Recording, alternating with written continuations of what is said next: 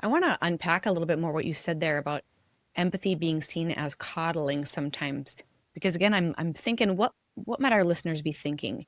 And I know for a fact, having been in ministry all these years, that there are pastors, missionaries, leaders who can feel really overwhelmed and frustrated when lots of people come up to them needing to talk.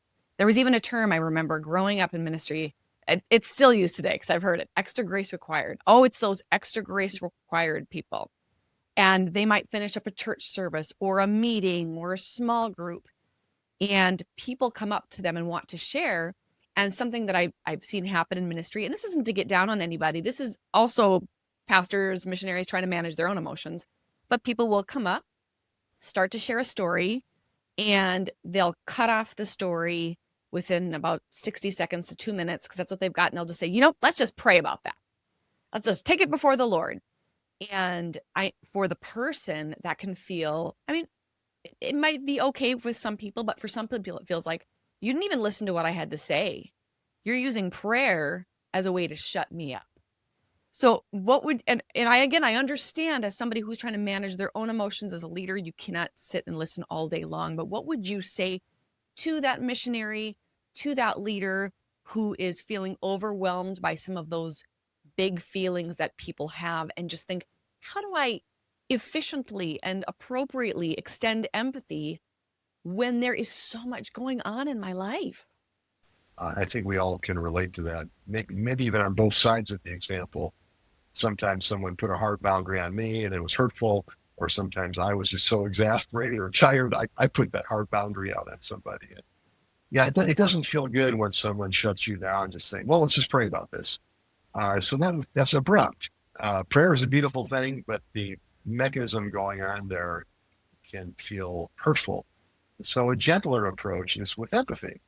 And so if I'm that pastor or teacher or that missionary who's talking to, listening to an EGR, extra grace required person who is just really pouring a lot out, and it's not a great context for this, I might at some point, like maybe a minute in, 2 minutes in, gently interrupt them and say something like, gee, I hear that you're really hurting about this relationship with your spouse, and you've got some deep questions about this that are so important. And I really want to listen and care for you, but I'm going to have to go here in a minute. I can listen a little bit more, but I've got other people waiting.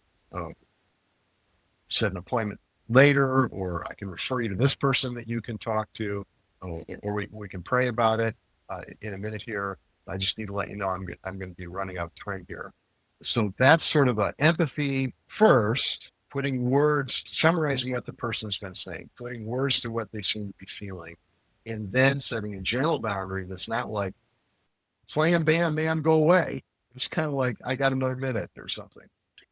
I think that it's really important that we also ask for empathy from the person and say, I really care. You've got a need here that's valid, and I want that to be met. And if you could also understand that I'm not in a place where I can meet that need for you right now. I've just given this message, and I'm tired. I really need to go rest. Right? I need to go eat. But that doesn't mean that what you're needing here isn't important. And I'm going to be praying that God will provide a context for you to be able to be listened to as you deserve to be listened to, and cared for, the care that you're needing. I want that for you too. And I'm sorry that I can't give it to you right now, but sometimes we need to ask for that empathy. They know what it's like to be hungry, or they know what it is like to be too tired to be able to listen, just to be able to own that we might need some empathy in that moment too, and to value. It doesn't mean that they don't deserve or we don't want it for them. Or the other thing we write about and deeply loved is our need to steward the empathy that we give. We cannot be empathetic 24 hours, 7 days a week to everybody at all times, especially in our world where every time I go to the mailbox, I'm seeing pictures that drum up that empathy for me because there's a child who's sick or hungry on the envelope that's in my mailbox. Or every time I turn on the TV, there's some heart-rending story that pulls on my empathy. Or I can't watch movies that are going to drain the empathy out of me when it's not going to do anything good or fruitful for anybody. So I have to really steward where I can give my empathy. Where's God called me to really fellow feel with somebody in a way that is going to be effective and fruitful for the gospel of the kingdom in their lives. For the missionaries listening, empathy is probably part of your call. Probably part of the reason you're doing what you're doing is because you had empathy for the people you're serving. You had empathy enough for that culture to go and to enter into it. And you had part of empathy is a curiosity to understand and to experience what other people are experiencing. That fueled you probably in your missions work to enter in, to reach those people. That's a beautiful thing. And we don't want to lose sight of that. Sometimes we can get off a little bit and we write about the difference between compassion and empathy.